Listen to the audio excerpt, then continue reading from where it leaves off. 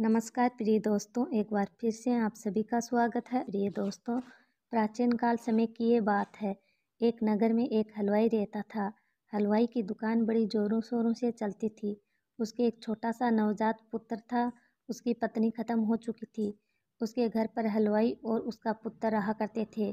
दोनों पिता और पुत्री अपने घर पर रहा करते थे। उस हलवाई के एक नौकर भी था जो उनकी दुकान पर काम किया करता था। प्रिय दोस्तों, इसी तरीके से उनका समय गुजर रहा था। वह हलवाई अपने पुत्र से बेइंतहा मोहब्बत किया करता था, क्योंकि उसका जीवन का सारा एकमात्र उनका पुत्र ही था। अपने पुत्र के सारे वो हलवाई अपना जीवन व्यतीत कर रहा था। अपने पुत्र की खुशियों के लिए वह हलवाई सब कुछ न्यौछावर करने के लिए तैयार था। अपने पुत्र को जी जान से भी ज़्यादा मोहब्बत करता था। प्रिय दोस्तों, इसी तरह उनका समय गुजर रहा था। अपनी रफ्तार से चलता रहा। समय कभी भी रुकता नहीं है।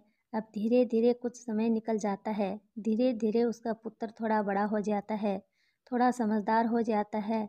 तो हलवाई अपने पुत्र का एक स्कूल में दाखिला करवा देते हैं और अपने पुत्र को अच्छी शिक्षा दीक्षा दिलाता है। अपने पुत्र के लिए वह हलवाई हर वो चीज़ उपलब्ध करता है जिसकी उसको आवश्यकता होती थी।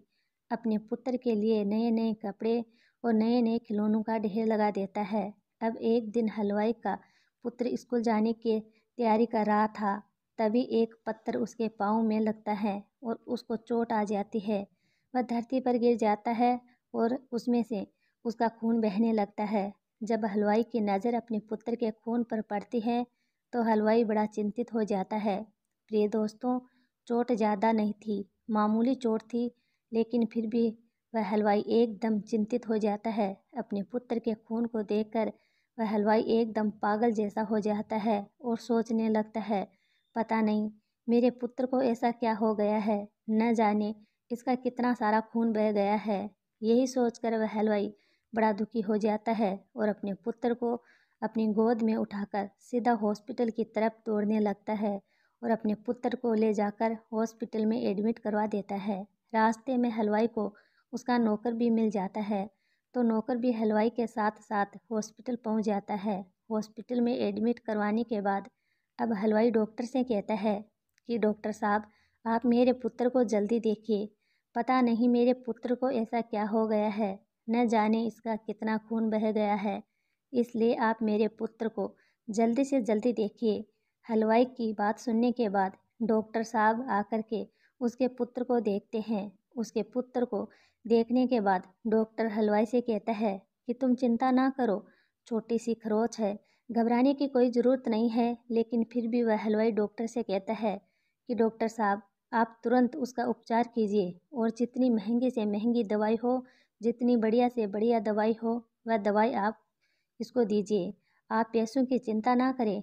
अब डॉक्टर उस हलवाई के पुत्र के जो भी खरोच आई थी उसको पहले साफ करता है, उसके बाद मलहम पट्टी कर देता है और कुछ अच्छी अच्छी और महंगी महंगी दवाइयाँ उसको दे देता है और हलवाई से कहता है कि अब तुम्हारा पुत्र कुछ ही दिनों में ठीक हो जाएगा, तुम चिंता ना करो। लेकिन फिर भी वह हलवाई डॉक्टर से कहता है कि डॉक्टर साहब, आप पैसों की चिंता मत करो, जितना पैसा खर्च होगा मैं पैसा खर्च करने के लिए तैयार हूँ, लेकिन मेरे पुत्र को कुछ नहीं होना चाहिए और मेरा पुत्र जितना जल्दी हो सके उतना जल्दी ठीक होना चाहिए। आप जितनी महंगी दवाएं हो उतनी महंगी दवाएं मेरे पुत्र को दीजिए। तब डॉक्टर हलवाई के पुत्र को और भी महंगी दवाई देता है और हलवाई अपने बच्चे को फिर से गोद में उठाकर अपने घर को ले आता है और अपने घर पर लाकर के अपने बच्चे को पलंग पर सुला देता है। अब उस हलवाई की शर्ट पर कुछ उसके पुत्र के खून के धब्बे लग जाते हैं। ये देखकर हलवाई का नौकर हलवाई से कहता है कि सेठ जी, तुम्हारा कुर्ता बड़ा महंगा है और इस पर खून के धब्बे लग गए हैं, आप इसको खोल दीजिए। यदि ये खून कुर्ते पर सूख जाएगा तो छूटेगा नहीं, इसलिए आप इसको खोल दीजिए ताकि मैं इसको साफ कर दूं। तब वो हलवाई अपने नौकर से कहता है कि तुझे लज्जा नहीं आती है? अरे, मेरा कुर्ता है, दूसरा आ जाएगा। यदि मेरे पुत्र को कुछ हो गया तो क्या मेरा पुत्र दूसरा आ सकता है?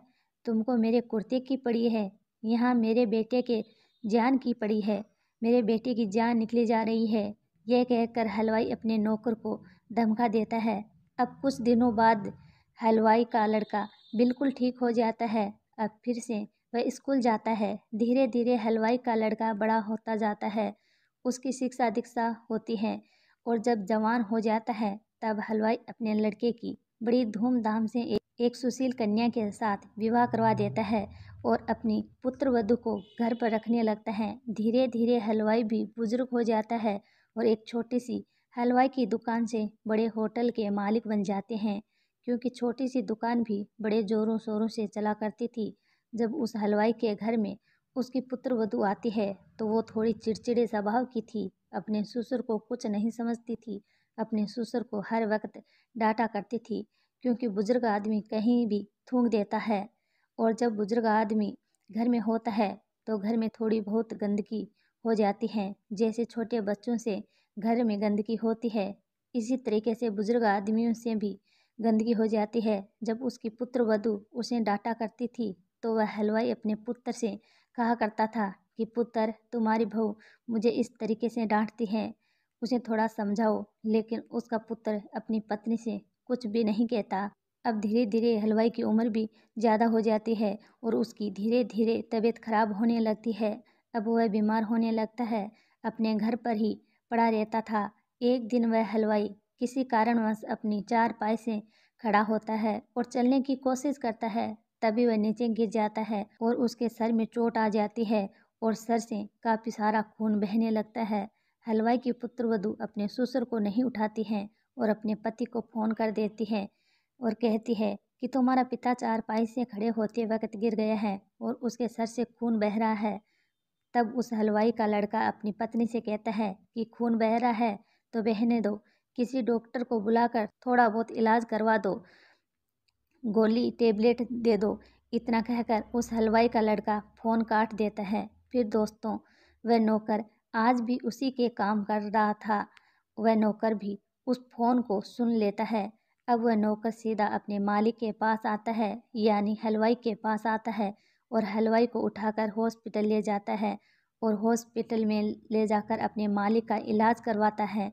हॉस्पिटल में एडमिट करने के बाद उस हलवाई के लड़के को वो नौकर फ़ोन करता है। उसे कहता है कि तुम्हारा पिता हॉस्पिटल में एडमिट हैं और उनको सर में गंभीर चोट लगी है, इसलिए तुम तुरंत हॉस्पिटल आ जाओ। लेकिन वह हलवाई का लड़का कहता है कि मैं होटल में बिजी हूँ, मुझे टाइम नहीं है, इसलिए मेरा आना संभव नहीं है। वो नौकर काफ़ी बार उस लड़के को फ़ोन करता है, लेकिन फिर भी वह लड़का उसके पिता के पास नहीं पहुँचता है। अंत में वह हलवाई अपने प्राण गंवा देता है, उसकी मृत्यु हो जाती है। अब वो नौकर ही अपने मालिक को लाता है और उसका दाह संस्कार कर देता है। दाह संस्कार करने के बाद वह नौकर अब हलवाई के लड़के के पास जाता है। उसे कहता है कि तू कैसा पुत्र है, तेरा जैसा दुष्ट पुत्र यदि हर माता पिता को होने लगे तो हर माता पिता का विश्वास अपनी संतान से ही उठ जाएगा। दूसरी बात कहता है कि जब तू बचपन में छोटा था तो तेरे पिता ने तेरे एक छोटी सी खरोच आ जाने पर पूरे हॉस्पिटल को सर पर उठा लिया था और तुम्हारे इलाज के लिए सब कुछ न्यौछावर कर दिया था। एक तुम हो जो अपने पिता की अंतिम यात्रा में भी शामिल नहीं हुए, जिन्होंने तुम्हें जी जान से ज़्यादा मोहब्बत करके पाला पोसा, इतना बड़ा किया, उसके अंतिम दर्शन करने भी तुम नहीं आए, इसलिए तुम्हारे जैसा दुष्ट पुत्र किसी को भी नहीं होना चाहिए। तीसरी और आखिरी बात वो नौकर उस हलवाई के पुत्र से कहता है कि चिंता मत करो, तुम्हारे भी एक पुत्र है और तुमने जैसा व्यवहार तुम्हारे पिता के साथ किया है वैसा ही व्यवहार तुम्हारे साथ होगा। तुम्हारा पुत्र भी बुढ़ापे में तुम्हारी किसी प्रकार की देख रेख नहीं करेगा और ये बात बिल्कुल सत्य है। हम जैसा सलूक हमारे माता पिता के साथ करते हैं वैसा ही सलूक हमारी संतान हमारे साथ करती है। वह नौकर ऐसी 3 कड़वी बातें कहकर उनके वहाँ से नौकरी छोड़कर चले जाता है। जैसे जैसे समय निकलता है हलवाई के लड़के का भी बुढ़ापा आ जाता है। उसके भी एक पुत्र होता है, वह भी अपने पिता की उसी तरीके से देख रेख करता है जिस तरीके से उसने अपने पिता की थी।